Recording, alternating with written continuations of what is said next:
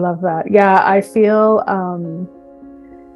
a lot of this is about finding our voices and just putting it out there, even if we don't know how it's going to look, even if we don't know how it's going to be received. If we're getting that nudge to express ourselves, I think we just have to trust that. And like I said, every day I'm just committed to that, and I don't always know how it's going to look either. It's not because we're psychic or mediums or, whatever. It doesn't mean that we know everything and how things are going to turn out. It's not about that. It's really about, being mindful in the body and trusting in spirit and trusting ourselves and just trusting that there is a reason why things are happening and that we're connected and that we're in it together. Hello, and welcome to all of you beautiful souls. Thank you for tuning in today to the Heart of the Soul podcast, Earthing Nova on YouTube. My name is Amana, and I am so happy that you're here. This is a space where we explore what it means to be wild women walking upon this earth, remembering how to turn inward to our innate inner knowings, unearthing that which is often unseen and unspoken. Together, we practice using our voices and the ancient ritual of storytelling, connecting about that which unites us as we share our stories of birth, life, and death, honoring how both we and our stories shift across time. It is my hope that soaking in these stories will bring you closer to your own inner compass and center you into a more embodied, alive version of your beautiful, unique self. I have the incredible Lori Ough with me here today. I put out an invitation to a couple of community-seeking people who are willing to engage in a deep dialogue with me about death and spirit and the beyond. And this has been a little more challenging topic to find women that would like to share. And I feel like this is sort of reflective of our culture at large and its tendency to turn away from, avoid, and deny that we're all beings who come to go and that all of us will die. I am deeply honored that Lori responded to my call. I connected with her in Danielle Serank's Spirit School membership and Initiation 2.0 beta experience. Every time I heard her speak in circle, I was delighted by her energy, honesty, beauty, and strength. And I'm so grateful to have you here today for this dialogue about death, communing with spirit, and souls that are no longer earthside. I would love for you to introduce yourself in whatever way feels good to you in this space and in this moment, and maybe tell us a little bit about why you were willing to invest your time with me here today for this dialogue about death and spirit. Oh, thank you so much for having me. I mean, already I just feel your energy and I just feel so welcomed and so appreciated, and that's such a nice feeling. And even just hearing that intro and just initiating the idea that we're going to be talking about what we're going to be talking about, my heart just feels so relieved, because I do feel like it's something that needs to be talked about. It's just a conversation, such an important piece of life that I feel like we forget about or avoid, or like you said, kind of turn away from. And so I'm very inspired by you and by this. I don't know. It's like I don't know a time when I didn't think about death, and I feel like in that it helps me to have more gratitude for life, to kind of surmise things. To me, it's just always kind of been there. and maybe in some ways, coming from more of an anxious, not uncertainty, right? But I think in so many of the things that I've done, it's helped me to move past anxiety and to come more into curiosity and more into just embracing this aspect of being human, essentially. So in that, the short story, I guess, is just that I was introduced to sort of passing of very close loved ones at a young age. I was introduced to death sort of that way.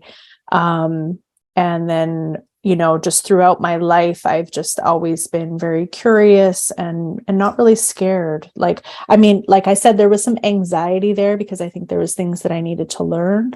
But overall, I just always felt like there was answers there, I think. For things that I couldn't find answers for elsewhere, I felt like there was answers if I could have a greater understanding of death and the process of death, that I would find answers to life. And I think that pull has always just kind of been there. Yeah. And so, more recently I've been, I dove pretty deep into learning mediumship and being really fully committed to that for the last few years now. And it's given me more. It gave me more than I could have even sort of imagined, like just more understanding, but more experiential pieces that I feel like it's fulfilled something inside of me that that I'm still kind of in awe of, I guess, Yeah. Yeah, absolutely. For you, like, did you grow up knowing about mediumship, or was that like a new, like for me, I didn't, like, no one talked about mediumship. It wasn't until maybe 5 years ago when I heard the term and started identifying with it. And yet I had these like experiences with death, and it was the introduction to mediumship and that language that we use with the clairs and the feeling and the sensing that I began to like be able to name and understand past experiences that I'd had with souls that were crossed over. It's beautiful. I feel like I've always been aware to some degree of something. Like when I was, but I want to clarify, like, it's not that I necessarily always knew what those things were. But yes, I agree with what you said, is that mediumship has it filled in a lot of blanks for me, because I was like having those certain experiences, but not always necessarily knowing what they were. So I definitely relate to that. So I had a brother that passed when I was 5, and he was a baby. He only lived to 16 months. And I remember when I was told that he passed, I felt like a great joy. I felt like I knew that he was going, I don't know, I just felt some connection, maybe because I was a kid. I just felt pure in that moment. I don't even know how to explain it, but I felt like a release. I felt like I don't know, just a joy. It doesn't feel like the right word because it doesn't feel strong enough, but I felt something. And then I felt a lot of sadness, and I felt a lot of other things, but I just feel like I had just had a knowing that he was going somewhere where he was okay. And then I had and then I had a grandfather that passed as well. And when I was 7, and so it was a lot in a very short period of time. And it's kind of a lot for a young kid to take on. But the thing that I saw that was more painful than death was how people were responding to the death. How it changed my mother, how it changed my life, essentially, because because of how hard it was for people to cope with it, and for people. And I don't mean that like, I'm not blaming anybody for that. I've worked on that. But just from that emotional perspective, like it was more the reaction to death that I found more scary, to be honest. Yeah. I mean, I feel like now people are talking more about grief and death, but I can imagine, like, when you were 5, that it was what was modeled to you, the ways of grieving were probably much more like closed off, or I don't know if you have any specific memories of what that was like for you, or anything you'd like to share. Well, I mean, it's so tricky, right? Because as a child, what, yeah, you experience is probably different than what I would experience now, obviously. But like there was just so much fear. There was just so much Mm. fear. And I always just felt like it doesn't have to be that scary, Yes. you know? And it sounds like maybe your experience wasn't like mirrored by the adults around you. Like Yeah. you were having Yeah. this other Yeah. experience that you had this Yeah. inner peace or knowing, and that Yeah. then, but the adults that were caring for you Yeah.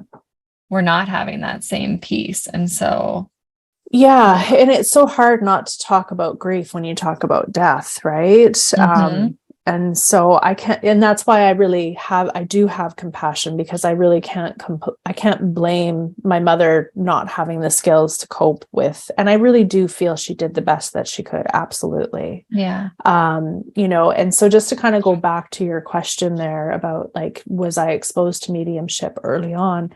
Um, like, even I have a really distinct memory of like my brother. I don't want to, I didn't see him, but I could feel him. And I Mhm. remember like the feeling of him being close made me miss him. And I remember feeling that big, huge feeling of Mm. grief. And I was I was scared to tell people that I felt that. I don't know why. Again, being a kid, you just, and this was a few years after he had passed too. So it was a very interesting thing for me. And obviously it made an impression on me, because I still can Yeah. remember where I was and what my bedroom looked like and what the feelings were. Um, and then I had a great grandfather that passed like a few years sort of down the road, and I felt him as well. I could just feel him in certain areas of the house that he lived in. I could just feel him. Um, and then so anyways, I don't need to tell all my stories like that, but I definitely, looking back, there was a lot of moments like that, where I could feel that sort of energy. Yeah. Um, Would you I share your, do. Sorry, oh, go ahead. sorry. I was just going to ask you to share your brother's name, Oh, if his you name don't was mind. Brent. His name is Brent. Brent. Brent. Yeah, Brent. Yeah. Um, yeah, yeah. Very, very sweet, very soft energy. Mhm. I feel like he has incarnated again, because I don't necessarily feel him as a very active. I don't even know how to articulate that exactly, but I do feel like he's moved on, because he does Yeah. feel like, and sometimes I've More wondered, I'm like, distant. maybe I'll meet him again, but I know it's him. Yeah. And yeah, so yeah, I mean, I'm open to that, and I'd be like, oh yeah, if you want to come meet me, like, come meet me, like, I'm here, I'm available, Yes. Yeah, yeah. So, but there's definitely, yeah, distinct moments where I'm like, oh, I feel him, or I feel the memory of him, or a bit of both. Yeah. Yeah. And it sounds like when you were, young at that age, 5, 7, that you felt his presence, like you experienced that, like what we call mediumship, or that connecting with his soul, that Yeah. he's no longer in that earthly body. So you Yeah. really had that experience at that young age, and how Mm-hmm. Mm-hmm. beautiful it is that you were able to embrace it and find peace within it. Yeah, it's unfortunate that it's kind of like, oh, it's a ghost and you should be afraid of ghosts. And, I was like, Ghostbusters had just come out around that time, and like that was like a really big deal, and it was like kind of freaked me out a bit. And so there was that element of it as well, is just like, well, I don't really want to actually see anything. But I do want to just share one more quick story, because this is really interesting how it was validated like a month ago. So Yeah. around that same time, there was a neighbor that lived next door to my granny, and I spent a lot of time at my granny's, my mom's mom, when I was young, especially. And the neighbor, she was lovely, and she just had this lovely sort of like creative home, and you walk in and you just feel like these, I don't know, just really good vibes. And she was lovely, very inviting, always had little treats out, and I loved going to her house. And she had this really cool basement, and I don't know, like, I wasn't scared of her basement, and sometimes you could be scared of the basement when you're a kid.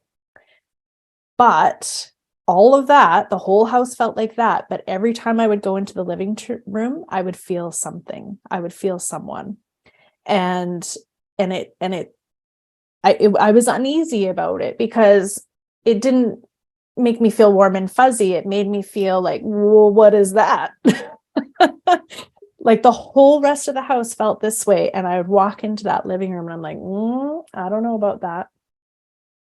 So just recently having a conversation with my granny, she told me that there was the people that had lived there and then the people who bought the house next after Mrs. Flood passed away, that they felt like it was haunted in this one particular area of the house. And I was like, yeah. You knew. And that just got validated. And I said to my granny, I was like, I knew it. I would always have that feeling that it was her husband that was in the house. And he wasn't a big, bad, scary person. He wasn't a big, bad, scary ghost, right? But it was just that feeling that was like, oh, I don't know what that is, So, and that's okay, right? That's okay. Yeah. Yeah. Absolutely. So just, having experiences like that and just, being kind of energetically open to the possibilities. I had seen mediums when I was in my early 20s and, I had an astrology readings starting at that time. My mom would invite her friend that was doing tarot cards would come over. And so, we weren't immersed in it, but it was definitely like in my awareness from sort of a younger age. And then I kind of did a deep dive into Buddhism and started learning about reincarnation and life after death and what does it all mean and what happens and what's the process and all of that. So I did a little fast forward there, but that's essentially there was some seeds that were planted that led me to just continuing in that direction. Wonderful. And, we come to go here in this human form, and I'm wondering if you could share, like, why do you feel like from your experience that so many have such fear moving towards like the end of their lives or the thought of death? I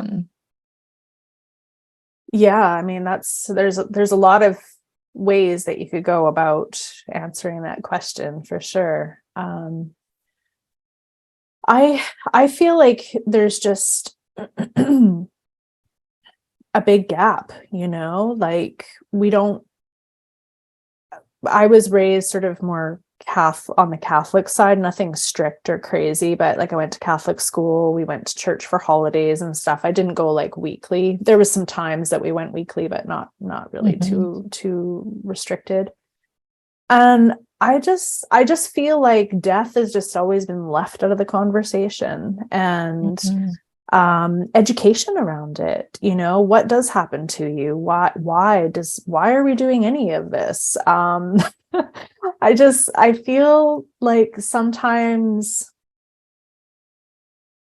I just came from, I have very strong connections to like Tibet and like the sort of monastic lifestyle and that sort of thing. And where that is what you do all the time. You're always contemplating the cycle of life and death and rebirth and death and, being human and not being human. And it's just so like part of the lifestyle. And I feel like it's really, I don't know, it's like, maybe if we avoid it or we don't think about it, it's not going to happen to us. I mean, it's big, it's unknown, it's and it shouldn't be unknown, but we forget things. And then if we don't talk about them, then we don't relearn them either, about what happens to us and why and where we go and what it's like. Does that kind of answer the question? I feel like there was another piece there, but Yeah, I think so. I don't know how much you've thought of this, but I would love to know like your philosophy about our souls and death and where they come from and where they go. If you. I did just remember the other piece I wanted to add there too, is that I feel like sometimes maybe we don't want to think about one day that we're not going to be here, because then what happens to everything that we've built up, right? We've built Mhm. our lives essentially with all the external, the house, the car, the kids, the dogs, the whatever. Why are we doing all of that if we're just going to die? Or we lose all of that when we die, like we don't get to take the toys with us, that old, sort of thing. Yeah, I it think makes me that's think of hard. that one song. What was that song where it's like you only have yourself, but you don't take your money in the Yeah.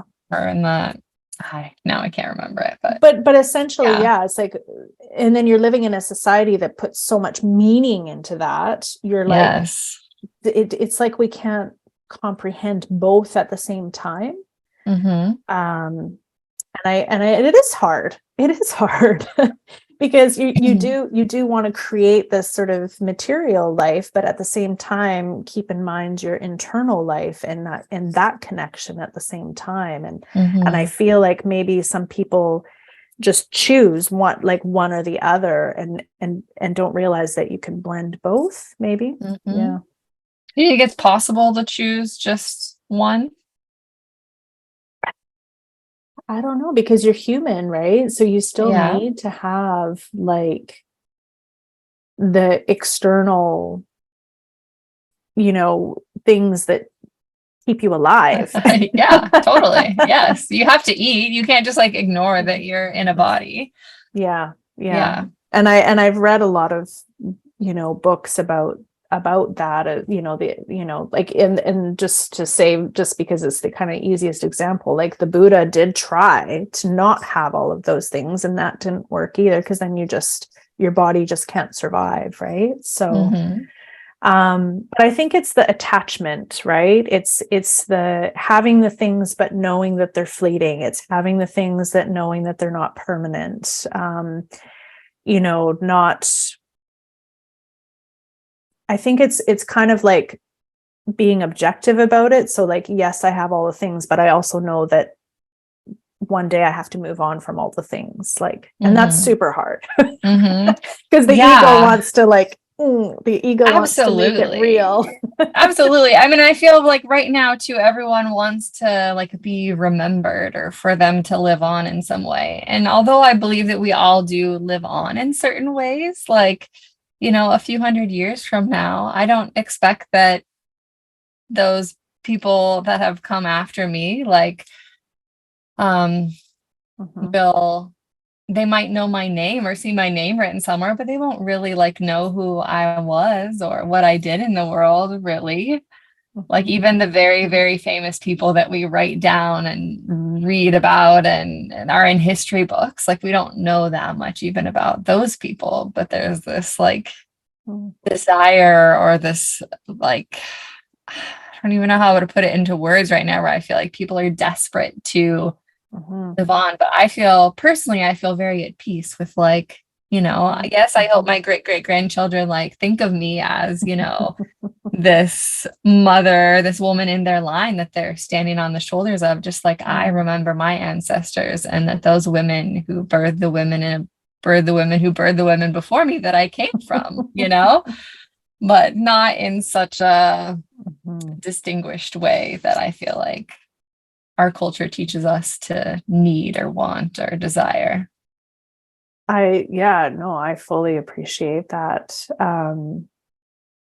100%. And that I feel like it just comes back to the ego mind wants that more than anything, because if you're connected to spirit and you feel connected to the whole, sure, you want your unique life and you have your unique passions and interests and things that you do, but ultimately that you're going back into the pool in some capacity, right? So I think about that stuff a lot. Like I just did last year, my mom sent me like the DNA to find your history and all of that. What is it called? Ancestry. And it was fascinating, to go back and be able to go back. I think I was able to go back to like the 1600s, something like that. There was a strong lineage in Scotland that I was able to trace back. Even though my actual DNA is more European, like just what stuck in this physical manifestation. But yeah, it was just, I don't know, it like gives me a feeling, so yes, I don't know those people. I see their names, but I don't know who they were and what their struggles were and what they thought of and how they acted. But there's still like an energy that's there, that I have connection. And I know once I pass from this lifetime and I come back in another lifetime, I will have connection there as well. And I feel like that's hard. I feel like that's a hard piece for people to understand, that I have such strong bonds and connections with my people in this lifetime. It's like, how could you possibly just like remove yourself and come back somewhere else and have that kind of feeling again? But we do. Because essentially, like, again, and not to always bring it back to Buddhism, but obviously I did study that for a while. Everybody's been your mother. Like we've had so many rebirths that we can't even comprehend, but we all know each other. We all know each other. Yes. So I have faith in that. I feel strongly connected to that. It doesn't erase all of the fear and the clinging and the ego mind. It doesn't. And I think that was a real struggle for me for a while, to be totally honest, is that I thought if I was a really good student and I did my yoga and I did my meditation and I did my things and I did my healing work and extradited all of those things that I sort of had difficulties with, that I would get to a place where I'd just be like, but I'm not enlightened yet. So I still struggle like everybody else. Yeah. Even though I understand it and I know it, I still struggle. Yeah. I'm human. So yeah, aren't we all? Yes. So you've sort of spoken to it, but I feel like I wonder if you're able to articulate. I know it's like a hard thing to articulate, but for you, like, where do our souls come from and where do they go? Yeah, I definitely don't have it all figured out, because like everybody else, you kind of forget, or like you're not 100% sure. You're like, am I sure? Well, right. Nobody can ever. But like for you, what's your felt sense? Or, Well, I think what I it's very interesting. Like one of the reasons why like I was so drawn to Buddhism in particular is because when I would read the things, it's like a reminder. It's like, you read like the remembering. Yeah. And it like, you're like, oh yes, I understand that. Like, and so I feel is like an altruism. There are things that are just the way they are. And when you get that information coming in and you're like, oh yes, this is what I understand. So I feel like that's about as true as I can be, I guess, to what I believe. And I do believe that that there is kind of, I don't know, I say pool because I feel like it's you're kind of going back into something that we're not separate from it, but because we're coming into this human, we are kind of separating from this other spirit realm, I feel, right? So we're kind of coming down and we're like, okay, we're human this time at this time. So there's like a part of us that can't be sort of fully in both, if that makes sense. I feel like that's kind of the thing. But when our body dies, we're not in this body anymore. So then, yes, we're just fully spirit. So it's almost like we're kind of like two things at once when we're human. And I think like when we're into this spirit work, we're a little bit more fluid of kind of playing with that. I'm more spirit, I'm more human, I'm more spirit, I'm more human, or something like that. So I mean, I struggled with this. It's hard not to talk about the struggles at the same time, because I'm definitely not into like this is Yeah, the way no. it is. Well, I think that's good. And I'm asking you to speak to your own understanding, because we all experience Yes. spirit slightly Yes. differently. Like, it's unique. And I think it's important for people to hear different people describe their ways and their beliefs, because we're not all going to have exactly the same experience or belief. No. And I would agree with you. Like, I love the way you were describing that, yeah, we're in this earthly body, but we also have a soul within us. And then we have ways of communicating with souls that are not in like human meat suit form. Yes. But we are still within our meat suit. And then we die, and then we're more like connected or back to one. And yet those souls do have a way of communicating with us humans. I know. So that's There's what like this. Yeah.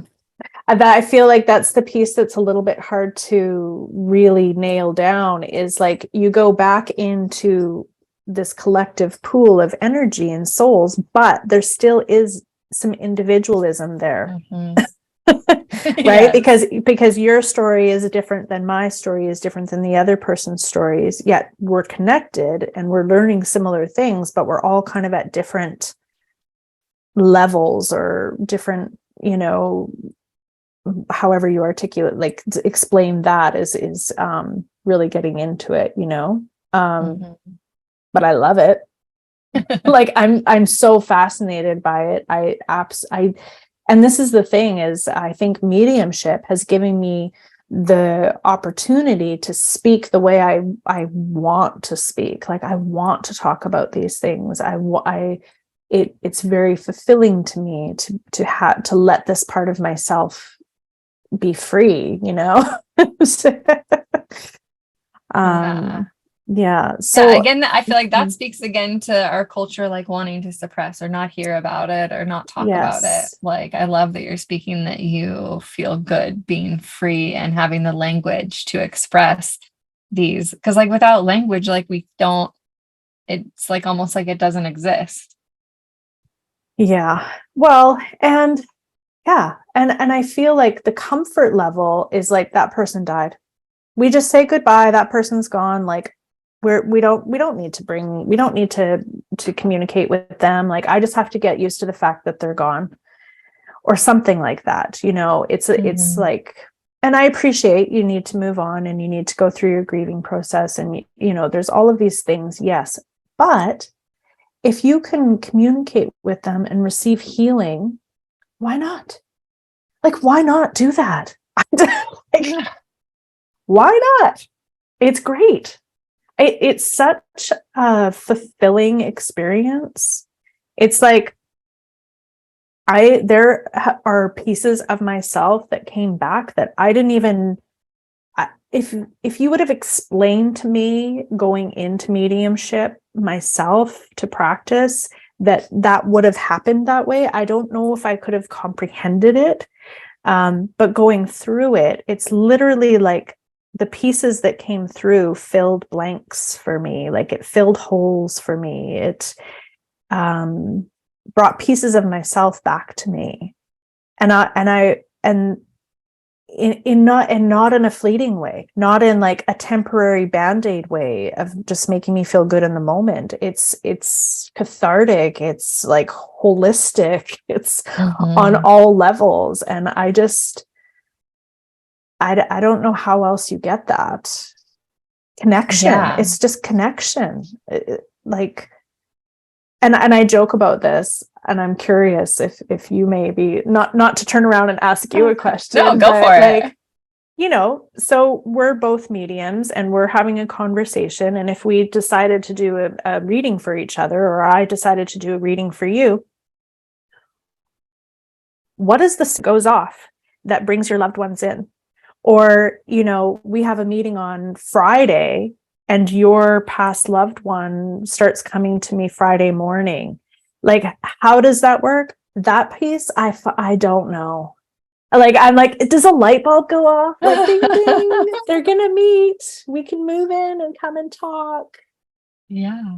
How does that it's work, like right? I kind of love that though. It's like the magic of the unexplainable or the Yes. unknowing. Like just like no one has been able to like define or distinctly distinguish like how the soul enters the body, like when we're pregnant with our babies. Like that's an unknown.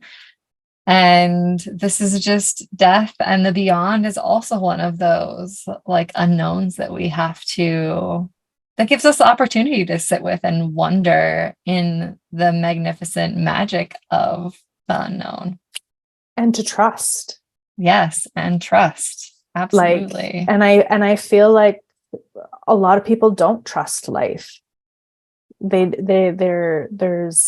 I think, you know, it kind of comes back to that fear-based beliefs or feelings, or trusting in something outside of yourself, like, Yes. oh, God will take care of me. Okay, that's great that you feel that way, but what does that feel like to you? Like, does that bring peace to your heart, or are you giving your power away by saying like somebody else is going to take care of it? Or I don't know exactly what I'm trying to say there, but I feel like I want to have a feeling with inside of myself that I'm connected every moment, so that when I'm in that state of dying, I'm still going to feel connected. And I think, I mean, I don't know if this is an avenue that you want to go down, but I feel like that is a big piece that's missing in our culture, is you go somewhere else to die. You somebody else is looking after you when you die, you know? Yes. And I don't want that. I don't want that either.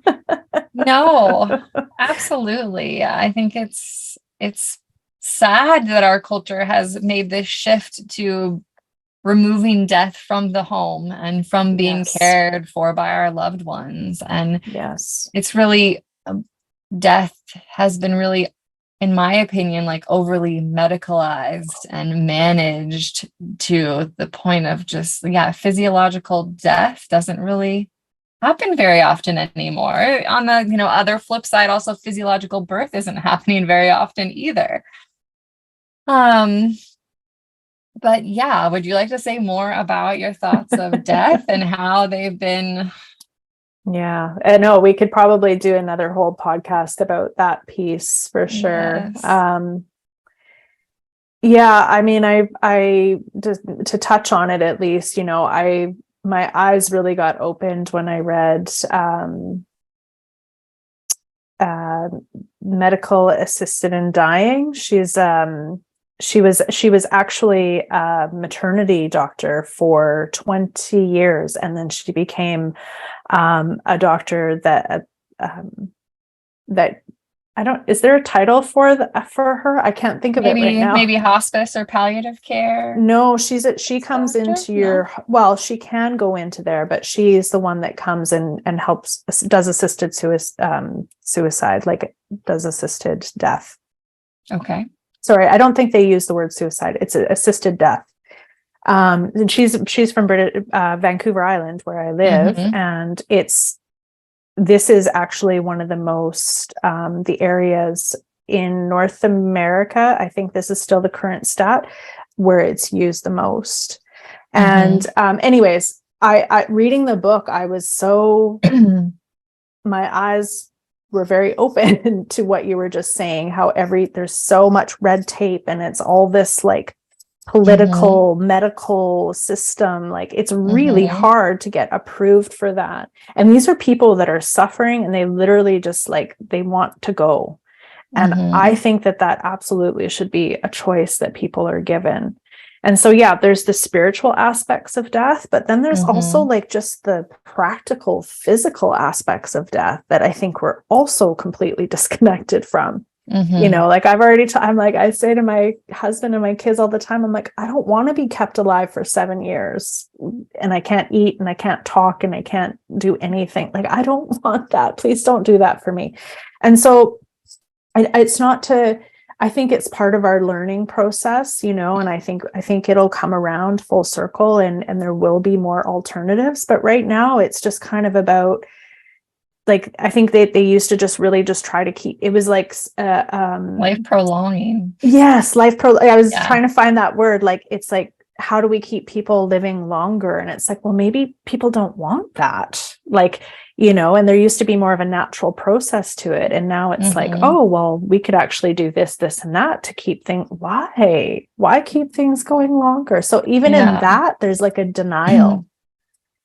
I feel like there's a lot of denial, you know, there's so much denial. Yeah. Yeah. I'm not sure that I would, well, I know for me, I wouldn't call medically assisted death like normal or physiological. Because it's highly medicalized and planned and structured, and you have to go jump through a bunch of hoops. Yes, you're right. Yes.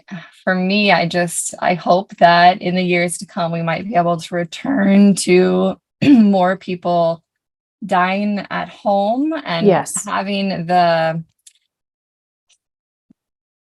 had the words and then they're gone, but like just having a community around us, giving us comfort in whatever ways that we need, but just being cared for by the people around us and having that. I don't know that dignity. Yeah, dignity and just experience of moving towards their death without grasping for outside things to prolong it. Yes. Which I think is what is offered often within the medical system. Yes.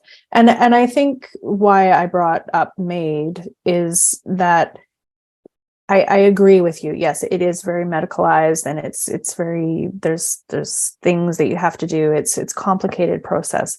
I think the piece why I brought that up is just empowerment and choice.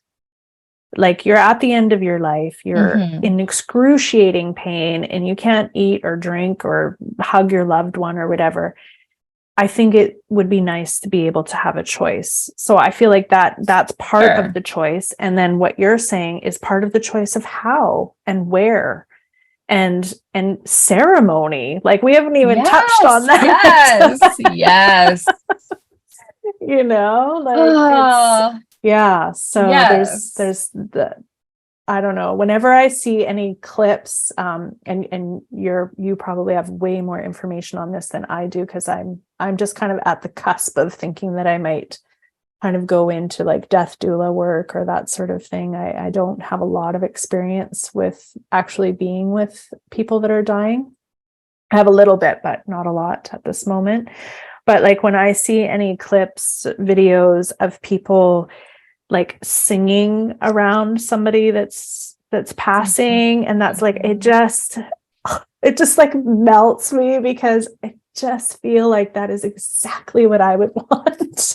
Yes. You know, just I don't know, I just feel like it would be the most calming, and it can be peaceful, can't it? I think it can be peaceful. It absolutely can be peaceful. Actually, the first day that I worked in palliative care in a hospital as a registered nurse, I was invited to observe. So we had a music thanatologist on our team, which was the woman who played the harp specifically for pain, discomfort, and end of life. So she was in the room playing the harp, and I sat by this woman's bedside, and I took her hand, and she, within, 15, 20 minutes, took her last breaths. There wasn't anyone else in there with us, but it was a really, beautiful experience to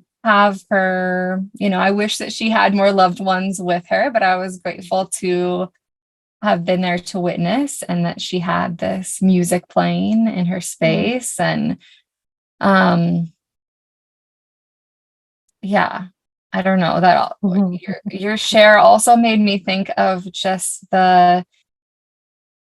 it's hard, because I feel like we need medical care in certain situations, and it's important that we have that. And yet, like, in my time working within a hospital, like, there were all these barriers to certain things that families or different cultures wanted to do within the hospital while people were dying, like smudging and doing smoke medicine within a room, like wasn't allowed. There aren't windows that open in the hospital. Like people want fresh air, and that is like not allowed. And all these like barriers and the ways that if people were in their homes, they would have more access and ability to, you know, have people singing around them, people coming in and out, having windows open, having burning sage or rosemary or cedar, whatever it is that feels good to that person.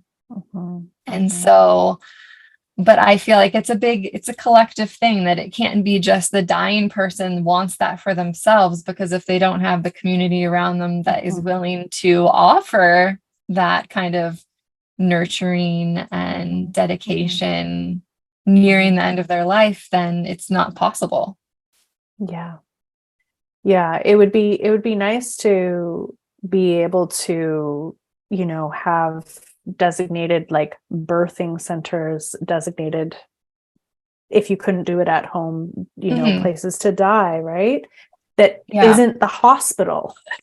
Yes. You know, and I think it served its purpose at a time because there was less people, and the hospital just kind of was a one-stop shop, you know, and you just kind of, that's where you go to do these, take care of your health, be born, die, whatever, you know.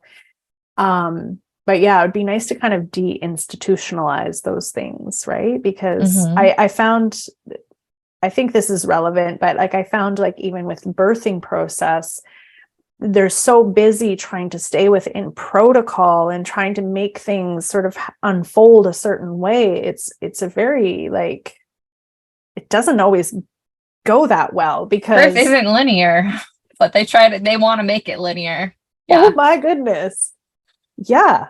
And it's comfortable for them, right? And it gives them a sense of security that doesn't, that's not actually, I mean, like you said, there are time and a place for those medical interventions. And I'm not saying don't do that. I'm just saying that it would be nice to be able to give more space and freedom around it. You know, I'll be curious how if we start going back in that direction. Like I'm really hoping things kind of come back around sooner than later. Yes, I mean fashion does, so I can hope that birth and death may also return to the home, and less medications. Birth and death are both highly medicated as well.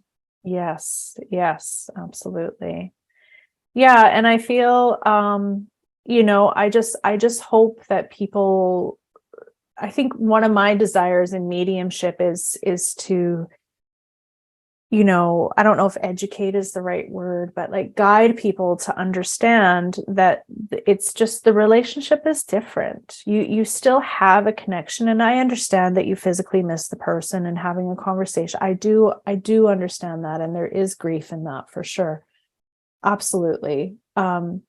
But you can continue to communicate with people. You can continue to have that, like I don't know. I just keep turning my hand in a circle. Yeah. It's like, it's relationship, you know, it's you can invite those people closer. And, you know, if you are getting that sense that, you know, your grandpa, like I really feel my grandpa a lot lately, and I keep seeing pictures of him. And I keep remembering the things that we did together. And I saw this man the other day, and man, he really looked like my grandpa. My grandpa used to drive a car like that.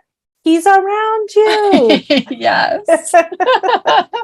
Like it is not your imagination. Why would he not want to be around you? And that's been a big, I feel like, I don't know if epiphany is the right word, or sort of turnaround in thinking for me, is that, you know, I think about my kids and I think about them, you know, potentially having children. And I, you know, and if I passed, I mean, I really don't want that to happen, because I really want to be a grandma, and like my kids are still young, but like, you know, I feel like I'm looking forward to it already. And if I had to go, I would be there. I would be watching them all the time. I know I will. So I have to believe that that's what's happening for me, you know, that my grandparents are cheering me on, that they want to be close to me, that they want to look out for me, and whoever else it is that comes through as well, right? Like, Yeah. Yes. And I feel like I would love to, yeah, invite people who might be listening who've maybe had an experience like you're speaking to, where someone might feel or see their grandfather around, that can be like an invitation to lean into, well, how can I communicate? Or like, can I ask them to impress an image upon me? And what do I see? Or what do I hear? Or can I ask them for a specific sign and see if that shows up? Like, Yeah. Absolutely. And to not be afraid of it, like just to be, try to stay in the heart. And, I think this is another piece that I feel like is pretty important is there's so much stigma, it's this, oh, I don't want people to think I'm crazy. And, oh, I was talking to my grandpa the other day and my grandpa's dead. But, like, I think there still is a lot of that. And yeah. I don't think it has a lot of meaning. I think it's just conditioning, Yes. It's just like, well, that's just the way we've kind of figured things out in our society. And I'm like, but no, there's a whole other way of thinking. Like, if you look at, like, again, going back to the Tibetans, like, they not only were aware of the reincarnation, but they would actually find the rebirth, and they like, that's a real thing that they are able to do. And you read about these really highly skilled lamas, like the teachers, and they can willingly and would leave their bodies. Like, they would, essentially die by choice for whatever reason. It served some greater purpose in some way, I totally believe, like, I see, again, when I hear that kind of thing, I'm like, oh, that makes sense. Why couldn't we do that? Why couldn't we do that? Yeah. I don't know how to do that, and I don't want to do that, but I believe that it's possible. Yeah. I find it so interesting. I know you're in Canada and you probably don't have this on your money, but like in America, here in the United States, we have, like, on every dollar bill and every coin, it says, "In God we trust." And yet you can't, like, see God or talk directly to them. And yet when people talk about seeing or feeling or talking to their loved ones that are passed on, like, oh, that can't be, and like, that's not true, or and yet, like, the foundation of this country, not that I love everything about this country, but that we could have that, but then not have the communication with our, like, own personal ancestors. It just seems so backwards. Yeah, it's such a huge disconnect. Yeah, absolutely. Absolutely. And I think, like, I don't know if we just thought that we could, like, did we just get so focused on the external that we just forgot about that, or we just avoided it or ignored it? Like, I don't really know why that happened, but and I think you brought up a little piece there too for me, is that this connection to religion. And I think that that's a really big piece. I know I've met quite a few gals from the States, and through Danielle's collective experience, and my goodness, there's a lot to push up against. Yes. I'm totally open in my family. My mother-in-law is one of my mentors. My mom and my granny completely support me, ask me how I'm doing, help me pay for courses. Like, it's never been an issue for me. It's my own ego or whatever, blocks or whatever that maybe get in the way, but there's actually nothing in my way. And I'm very, very grateful for that, because there are some people that are, like, afraid to say that they communicate, and they're getting the nudge and they're getting the pushes and it's coming through. And like, they have a big journey ahead of them, because, like, even their immediate family members don't even know. And so I'm curious about that. I don't know why that's happening right now, but, like, there are a lot of women, and so, not to dismiss the men, but I just happen to know a lot of women mostly that are nurses, psychologists, different careers that they've been extremely passionate about for, like, long time, full careers, and they're getting a nudge. They're getting a nudge that something is missing. And I'm really curious how things are going to unfold, because when you start getting those nudges, they get harder and harder to ignore. And that's the piece, like, I don't really know where that comes from exactly. Like, is that just part of our dharma or our story kind of unfolding, where it's like, okay, you can't ignore this? I mean, I just saw a quote from Brene Brown, and she's like, there's something that happens when you get to like middle age, where you just like, you see the clock is ticking and you're like, it's time to like listen to what you need to do for yourself. And so I don't know if that's part of it, or, but I just know so many women that it's getting really hard for them to not feel, take the leap or start leaning into that. I mean, I can relate, because I was a nurse for many years, and in the last couple of years could feel that my values were no longer aligning with that system, and that I was feeling drawn to this, other part of who I am. And this, maybe like you're speaking about, this like rise or shift in our culture. And I can only hope that like the scale is, it's going to be one of those scale tipping times. And whether it's in my lifetime or in the future, I'm just grateful that it feels like it's tipping towards women coming into more like trust of themselves and their knowings. And I feel like that will shift the whole world in a positive direction. Yeah, because I think it kind of goes back to what we were saying about like ceremony and the connections to how we relate to things. I think that that's also part of that piece, is the femininity, and how, like, not to get into that whole other topic either, but the patriarch just dominated everything instead of like, let's work together, right? And so it's not about the feminine being dominating the masculine. It's just about bringing it back to balance. And honestly, like, I feel that women were like, okay, guys, you go give it a try. We'll see what happens. So I feel like that would be the way that the woman would say it.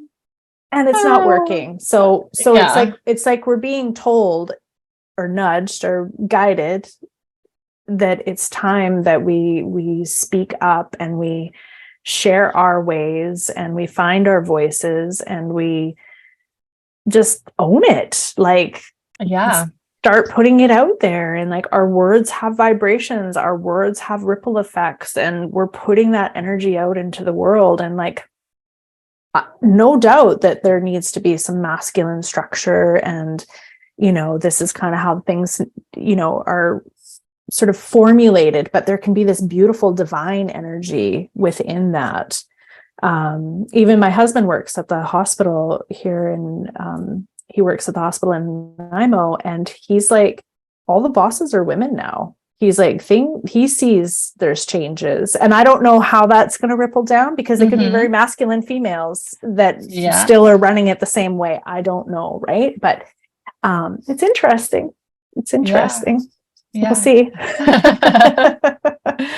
But I hope that feminine, the communication and the ceremony, and even what you're just talking about, like the harp and the music and the sound, and like the healing aspect of things comes back to the process of dying, and the process of, all of that.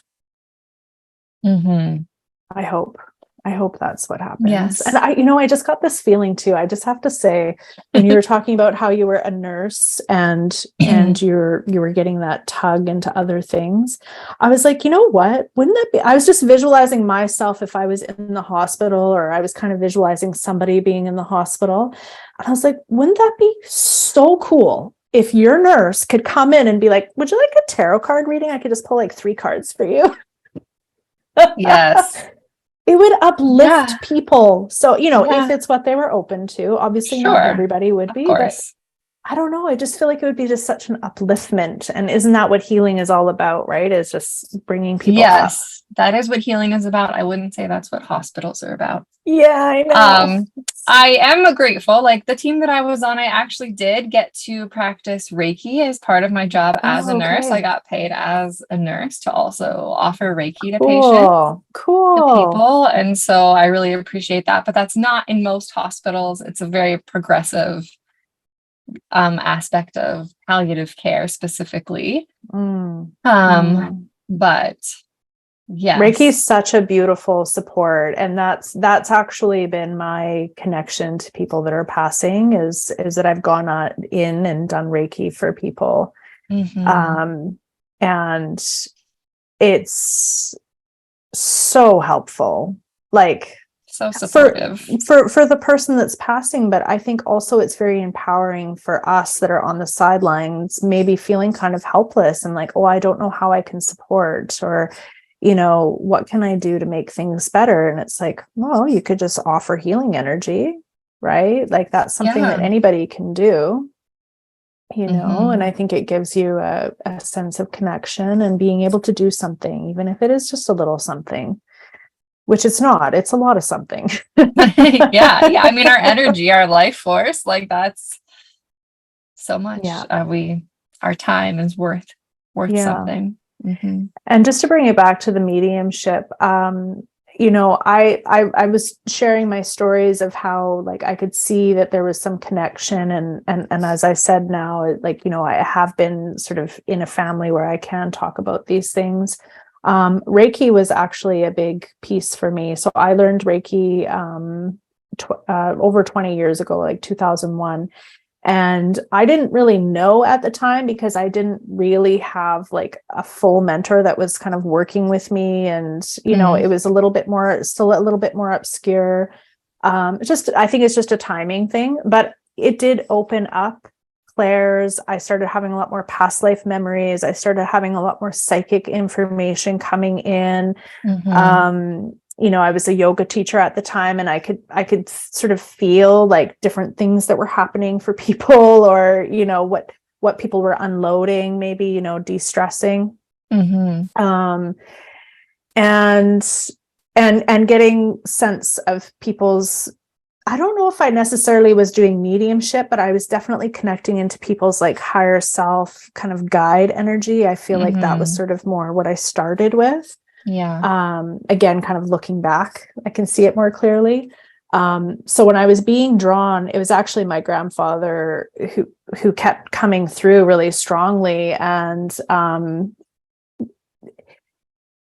I was like, I don't know what to do. And like, I wanted to learn mediumship, but I didn't know if I could, if I was capable, if I had the abilities, all the doubts, all the fears, very much diving into the unknown. Very much, there's the stigma, there's the things, well, what am I going to walk around and say I'm a medium? Like, what does that even mean? Yes. But really, it is just another way of feeling energy. It's feeling energy. So I'm in touch with my energy, and then I can feel other people's energies. So I can feel your energy. I can feel maybe your guide energy, maybe your higher self energy, and I can feel your ancestral energy, like your grandmother, your daughter, your mother, your father. It's literally just like feeling that energy come in. And so my point being in all of that was just that it is possible for anybody to do that. So again, if you have listeners that are like, well, I don't know if that's what I'm getting. If you think that's what you're getting, it's probably is what you're getting. And if you have opened yourself up to other healing modalities, what you do, or like energy work, or just opening yourself up, you don't necessarily know which way it's going to take you, right? And what your strengths might be. Like you don't know that when you're going in. It's like, oh, I feel information that way. Maybe you do. Some people might have a more definitive knowing, but it's a little bit ebby and flowy. And sometimes you feel more strength in this area than this area. And so, it kind of moves around a bit. But every day I choose to step into that trust because, I'm like, what am I even doing with my life? You can't see it. Yes, I know. But like there becomes more clarity by doing and practicing too. Because I feel like so often, like you said, you can be like fearful to try. But if you never try, then you also don't have the experience to like really clarify and understand and hone that knowing or that understanding. And so, yes. Listeners, we're encouraging you to try and practice and do, and because that's the best way we learn by doing, not by thinking about it or considering it or even watching someone else do it. It's not the same as doing it yourself. No, and I should say, you do you start to recognize what you do in other people. So absolutely, so I think it is good, like if you are feeling those sort of inklings or that you're being drawn to that you could, watch a couple YouTube videos or, ask your friend what their kind of experience was, because if you're saying yes, yes, yes to what you're seeing, then that's likely is what's happening for you as well. Yeah. And you do get that in practice as well. Like when if we were to practice giving and receiving, I'll be like, oh, she does it like that, or, oh, she interpreted it that way. Oh, that's interesting. And then you start, so it's not necessarily comparison, but you do kind of compare a little bit just to kind of gauge, because it is the unseen. Nobody's writing a certificate saying like, you're ready. So it's a bit tricky that way for sure. But definitely I feel like getting to know your own energy, like that, I think that ended up being a big foundational piece in my journey, is that I really dove deep into meditation. I did, meditation retreats, and I would go in for 10 days, and it was, I don't know how else I would have got to know my energy to that extent, and it was just all about sitting with myself. And you don't have to do it that way, but because you can just do 3 5-minute sessions a day or 2 sessions a week or whatever it is. But I think just kind of committing to yourself that way, you start to develop trust for yourself as well. That the clear knowing is different from thinking, right? That's like just even the subtleties of that kind of thing. Like when you get that discernment. Yes, it always comes back to that. Yes. Absolutely. So I have your mediumship psychic reading. I have a little quote from what you're offering is online. It says, in this session with me, we will connect with your loved ones who've passed over. I will bring through validations and healing messages for you from your loved ones in spirit. I'm wondering if you might be able to just share a little bit more about like what that means to you, or feels, sounds like, or looks like for you, or what people might expect in your own, words beyond those. Okay.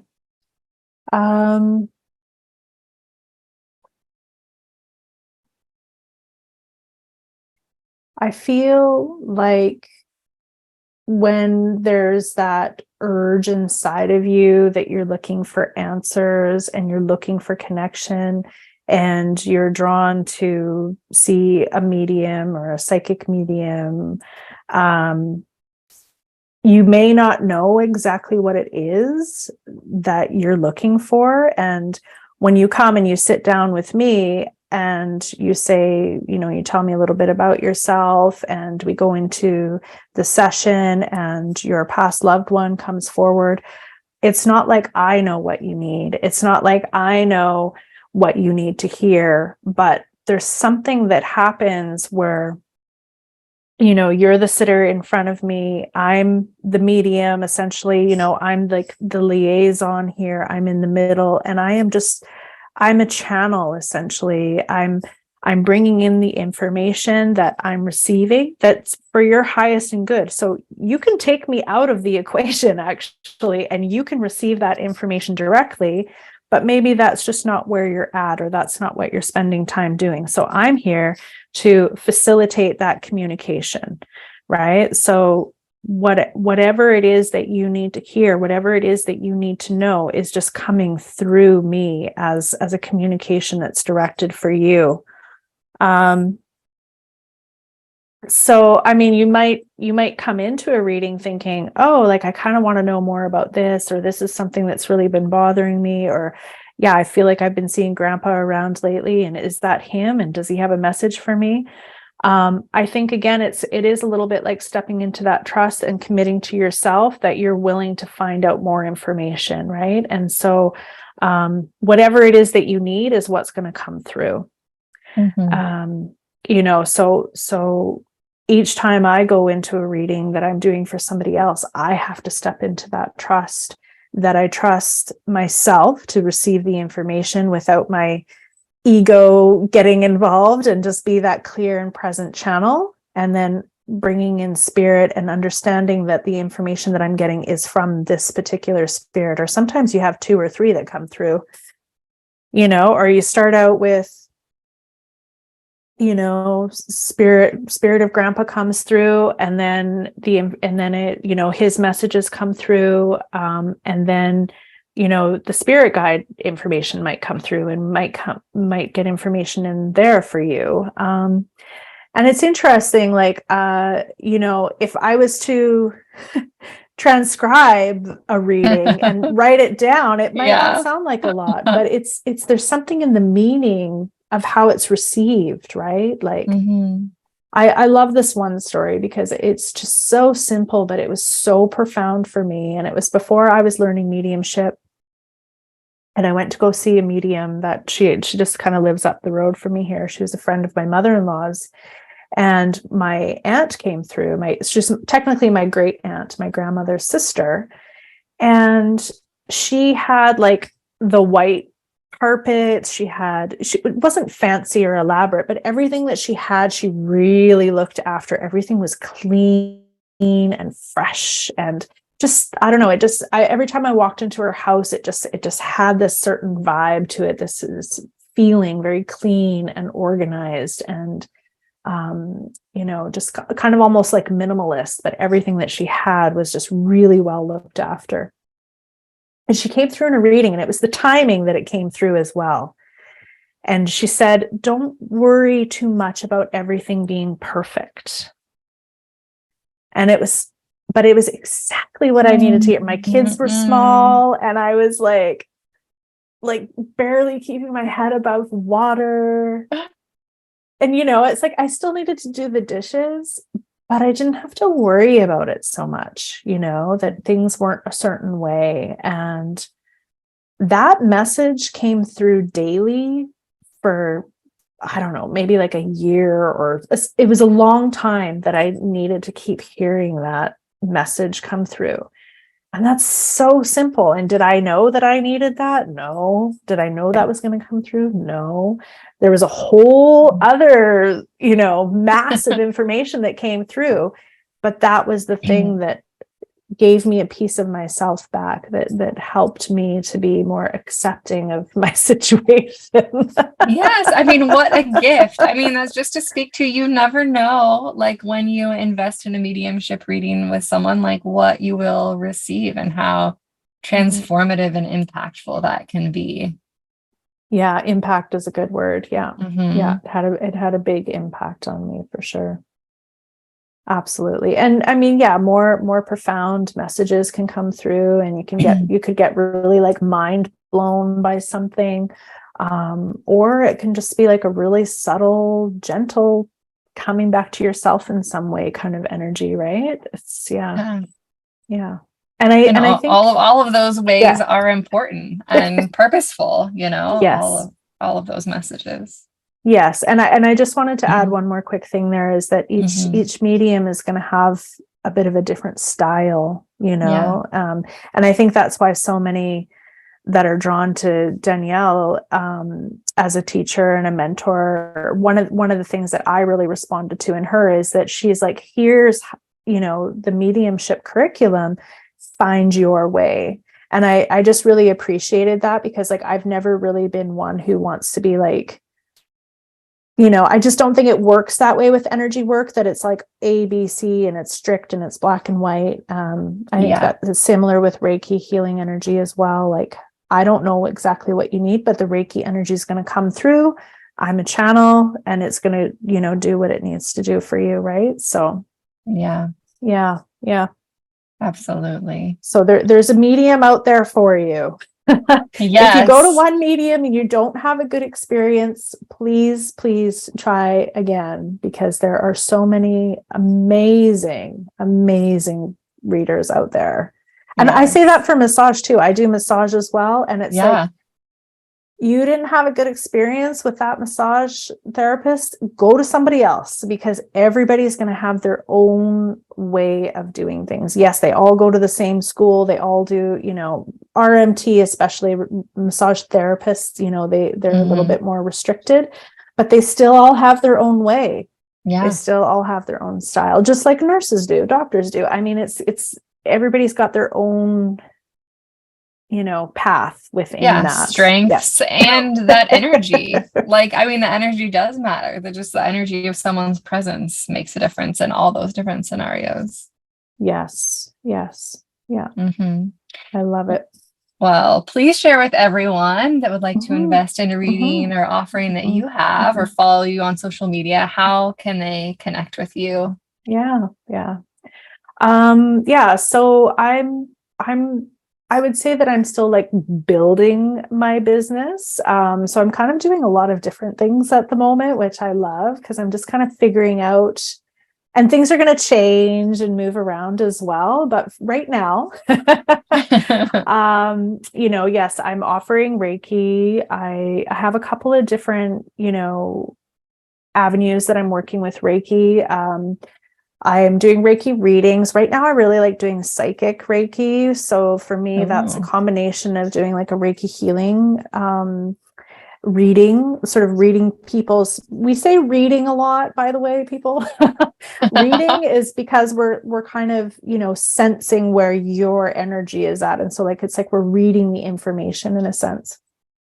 So I offer like a Reiki reading, and then I like a treatment, and then reading your energy. And then I send like,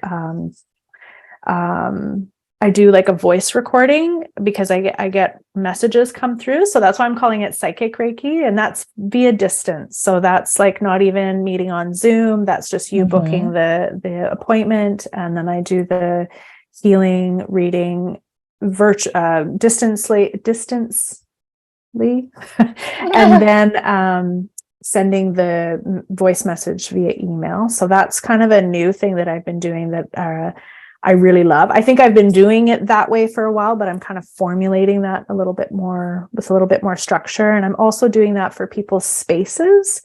So I can go in with the Reiki distance healing, and I go in and I clear people's spaces, and clearing the energy in people's spaces, and then I get information from that as well, and I share that back with the person. Those are really fun, because that brings in like a lot of different elements of myself, because I'm a Virgo, and I love clearing clutter and clearing spaces and clearing energy, and I love getting into that. And then I'm doing mediumship readings as well. That I think we've talked about that enough to kind of understand that. And I'm also like going into teaching. So I'm just initiating right now. I'm trying a sort of a newer way of doing like the Reiki, like they're called Reiki attunements, right? So the Reiki training, essentially, we're learning level 1 and level 2, and I'm doing it in a 1-to-1, like a mentorship container. So that's really a lot of fun. So in that, you're getting like support in between. We have like 3 calls booked, and you're getting, we communicate in between. I'm giving you your attunements and the things that you need, but also just giving that support, because like we were saying earlier, like you open yourself up to this and you don't know exactly how things are going to unfold. And so I'm really, I'm really, really enjoying just being able to be there as a support person for people when they're sort of figuring out what's going on and what they can focus on, and if they have any questions and they have any experiences. So just offering support that way. And then I'm in Mighty Networks platform called the Third Eye Library. And that's like, it's not monetized. It's just a free space. And I run the Reiki room in there. So just a place for asking questions. And I do like live teachings in there. And then also I'm doing like some classes. So I work a little bit with my friend Ashley. She does Angel Connections with Ash. She was also in the collective. That's how I met her. And we just did a manifestation class last week, and it was so much fun. It was so much fun. Yeah. It ended up being like a bit of an activation. It was very, very, very cool. So we've been doing a few classes together, healing circles, that kind of thing. And then I've been doing like a chakra workshop series. So I started at the root. I've done the sacral. Next week, I'm running the solar plexus.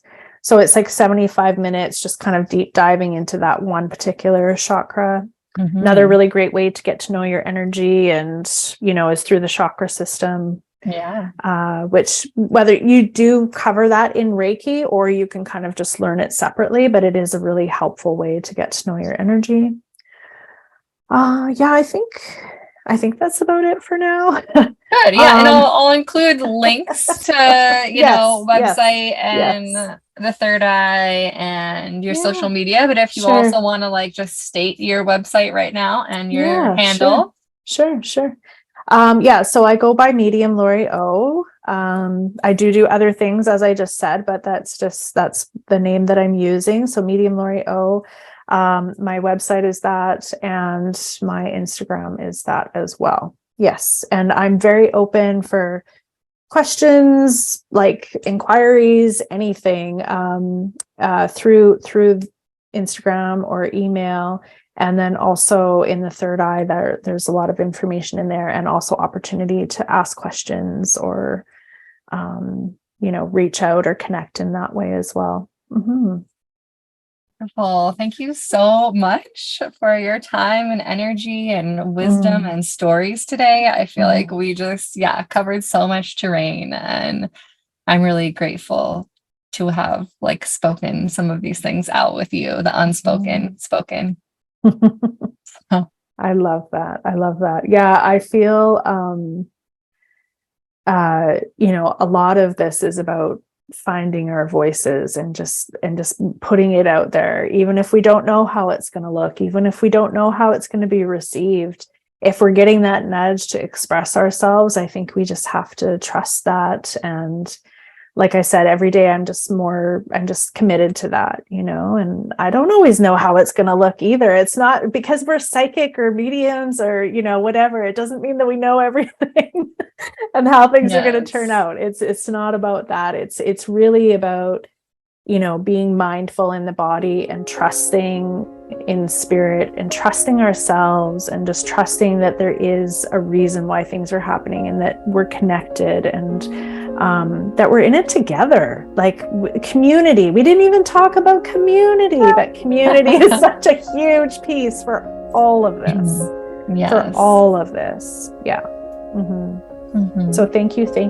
I could talk about this stuff all day, every day. That's my goal in life, to be able to do it. Talk about it all day, every day.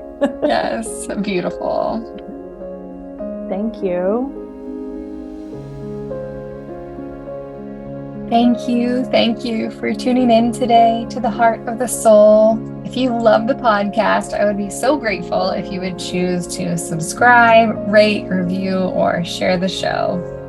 If you feel aligned with me and my energy and are feeling drawn to unearth your wild inner knowing, birth your baby wild and free, need support navigating the medical system, are feeling stuck in your grief, are curious about receiving an intuitive mediumship reading, or need a safe person to debrief and integrate a traumatic birth experience with, I am here for you.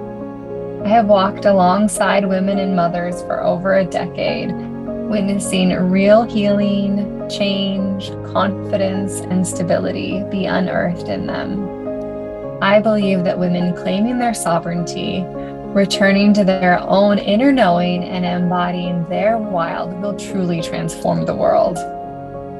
To learn more, book your free clarity call at www.birthingnova.love. Until next time, remember to be brave, be loved, be wild, be you, and be the change that you seek for yourself and also for the generations to come. Mwah.